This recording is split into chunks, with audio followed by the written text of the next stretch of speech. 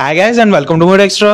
Guys కొన్ని movies అయితే movie బాగున్నా సరే బ్రేక్ ఈవెన్ టార్గెట్ రీచ్ అవ్వక ఫ్లాప్ అవుతా ఉంటాయి. బట్ మరికొన్ని మూవీస్ అయితే వాటి చేసుకున్న బిజినెస్ ని ఫస్ట్ డేనే రికవరీ చేసి హిట్ అయిపోతా ఉంటాయి. ఆ లిస్ట్ లో అయితే ఇప్పుడు లిటిల్ హార్ట్స్ మూవీ అయితే యాడ్ అయిపోయింది. ఈ మూవీ టోటల్ గా చేసుకున్న 1.5 crores బిజినెస్ కి ఫస్ట్ డేనే 1.6 crores షేర్ అయితే కలెక్ట్ చేసి ఫస్ట్ డేనే హిట్ అయిపోయింది. అండ్ అలాగే కాంతారా తెలుగు వెర్షన్ అయితే టోటల్ గా 2 crores అయితే కొనుక్కున్నారు.